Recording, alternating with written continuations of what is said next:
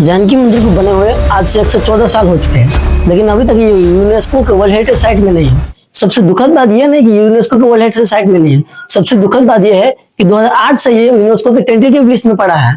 जानकी मंदिर को UNESCO world heritage site का टैग नहीं मिलने का सबसे बड़ा कारण जब मैंने चेक किया और क्या चीज है जो जानकी मंदिर को यूनेस्को वर्ल्ड हेरिटेज साइट का टैग मिलने से रोक रही है, तब सबसे बड़ा रीजन क्या है पता है? वहां के मैनेजमेंट फ्रेमवर्क। सेकंड में क्या है मालूम?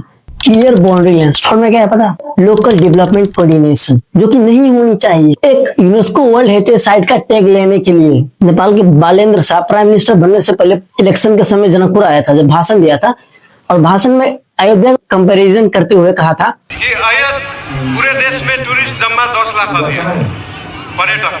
अब यह अयोध्या में बारिश में 10 करोड़ टूरिस्ट अभी है। जानकी माता अकेले की क्षमता है कि 1 करोड़ टूरिस्ट लाएंगे।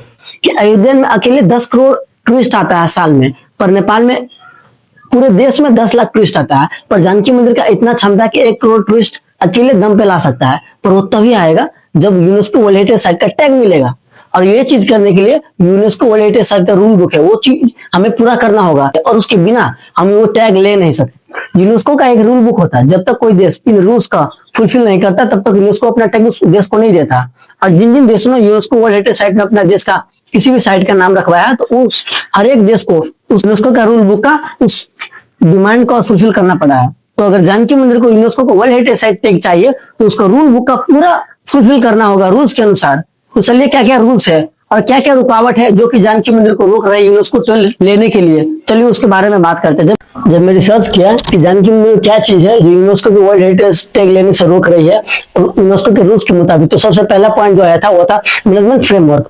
और मैनेजमेंट फ्रेमवर्क का सबसे पहला पॉइंट था वो था ऑथेंटिसिटी और इंटीग्रिटी की कमी, जो कि ये कहता है कि अगर किसी भी साइट को यूनेस्को वर्ल्ड हेरिटेज साइट का टैग लेना है तो उसकी ओरिजिनल स्ट्रक्चर और एंशिएंट बनावट बरकरार होनी चाहिए, उसमें कोई नया या फिर मॉडर्न लुक नहीं होना चाहिए। और जानकी मंदिर इसके खिलाफ चला गया। हुआ क्या था 2015 में, और उससे पहले भी भूकंप आया था, तो कुछ पार्ट्स मंदिर के डैमेज हो गए थे, तो वहां के जो मैनेजमेंट थे वो डैमेज पार्ट को रिकवर करने के लिए कुछ मॉडर्न मटेरियल का यूज कर दिया गया था, जैसे कि सीमेंट्स और नए पेंट्स का, जो कि नहीं करना चाहिए था, क्योंकि यूनेस्को के रूल्स के खिलाफ है। यूनेस्को कहता है जो जिस स्थिति में उसी स्थिति में उसको रहने दो, लेकिन हाँ रिकवर कर सकते हैं, पर रिकवर उस चीज से कर सकते हैं जिस चीज से वो मंदिर पहले बनी थी। तो जानकी मंदिर लाइमस्टोन और मार्बल से बना, तो मैनेजमेंट को उसी लाइमस्टोन और मार्बल से रिकवर करना चाहिए था, जो कि न किए।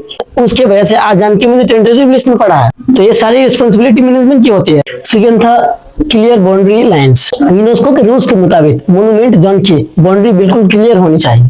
और सबसे इंपॉर्टेंट बात, किसी भी प्रॉपर्टी को वर्ल्ड हेरिटेज साइट बनाने के लिए उसकी देखभाल के लिए एक सॉलिड प्लान चाहिए, जो कि हमें यूनेस्को के रूल्स को देना पड़ता है।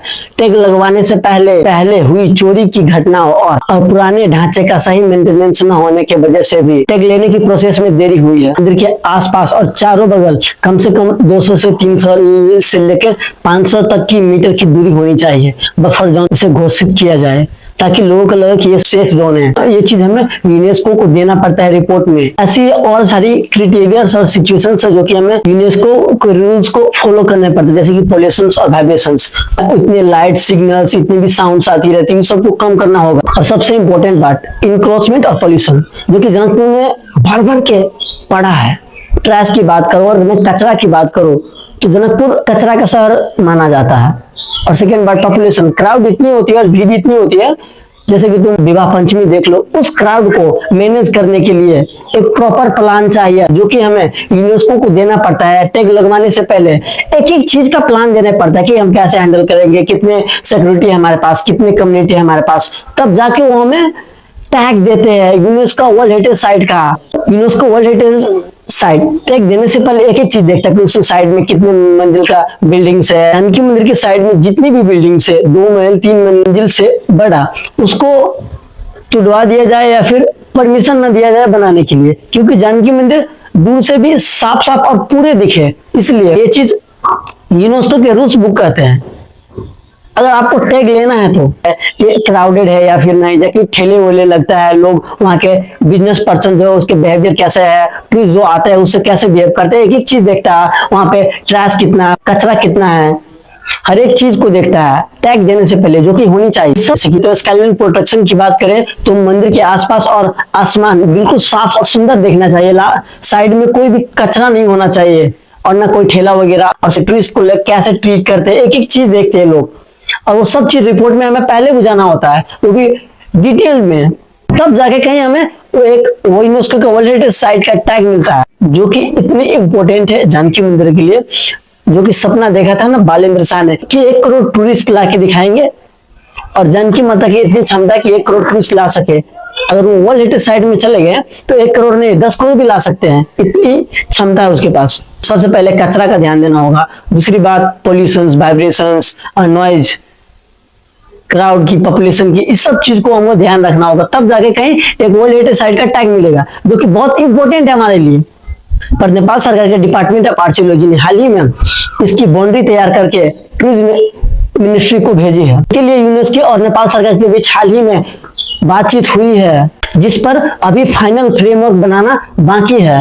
इसका क्राइटेरिया बहुत स्ट्रिक्ट होता है। अगर मैनेजमेंट ने ध्यान दी इस सब चीज को लेके तो बहुत जल्द ही जानकी मंदिर यूनेस्को के वर्ल्ड हेरिटेज साइट में आ जाएगा।